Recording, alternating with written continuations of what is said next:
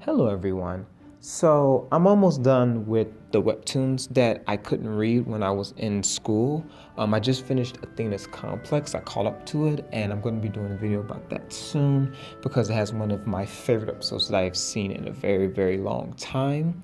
But this webtoon today was actually a webtoon that came out a few months ago, and I'm really excited to want to talk about it. There have been a plethora of new webtoons that have come out over the recent months. And actually, this is a good time to say it now. The company Webtoon has a contest about who can make the best webtoon because they're looking for the next star, apparently. And so now this is a good time if you like webtoons or if you always want to do your own webtoon. This is a great time to get into webtoons and start making your own.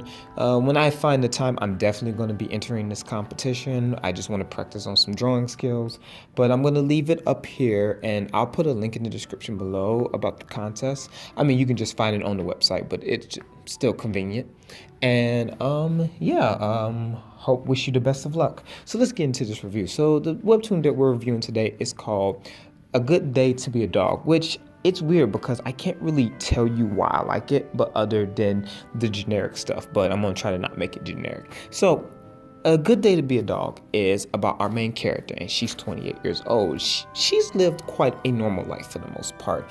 She's got decent grades. She went to school. You know, she claims that she's not that ugly. She's not ugly at all, and she passed the test to become a teacher. She has one big thing, and that she's really bad at relationships. That's quite common. But the reason why she's bad at relationships is because she can't kiss guys, and the guys that date her think it's weird and they don't really want much to do with her. And so later we find out why she can't kiss guys. It's because if she kisses someone of the opposite sex, I believe it's how it is, she turns into a dog every night at midnight. She's literally like Cinderella, where it's like, you know how at midnight that Cinderella, you know, when it became midnight, she would stop being a princess. Yeah, you can think of this girl as the same way. And so one night, our main character, she gets drunk to the point where she decides to kiss a guy, but it's not the guy that she likes. It's this guy that as of right now, we know that he just doesn't like being around her. But later we find out that he has other reasons. And while it seems like he doesn't like dogs, and that's the only reason, the webtoon is kind of hinting that it's a little bit more than him just not liking dogs. But we'll get to that when we get to that chapter. And so now the only way to break the curse is that she must kiss the same person that she kissed originally as a dog. So you can already tell what's going to happen here. So it's kind of a, not a super haha funny, but it's kind of like a lighthearted romantic comedy that focuses on our main character and her trying to break this curse with this guy that apparently doesn't like her. Then we also got a few like side characters, especially one girl who she can't stand because she's a backstabbing person. I mean, she kind of seems that way to me when she's first introduced. But we're going to get to that bridge when we cross to it. So what I really like about this webtoon is that it's kind of an interesting take on like rom-coms. That's how I would best describe it. You know, it's something like, you know, it gives us a weird, bizarre scenario, and how the character is going to resolve this bizarre scenario is what's kind of funny.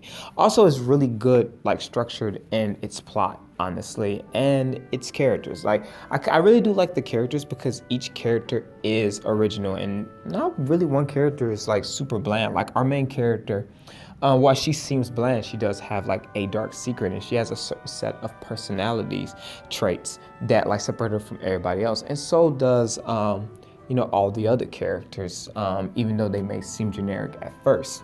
But I really do like strongly the plot and how the webtoon has been structured because, as I said, it gives us this interesting, weird, unique concept, and how the author is going to play that out is what's also kind of interesting as well, because there seemed to take more of a comedic route to it, which again, who can say wrong to comedy, which, you know, because in this day and age, You know, it's good to laugh at times, but I kind of like how it's taking more of this comedic route. But it's not super comedic where you're laughing your butt off, but it's comedic to the point where it's like, oh, this is funny, in a not haha way, if that made any sense.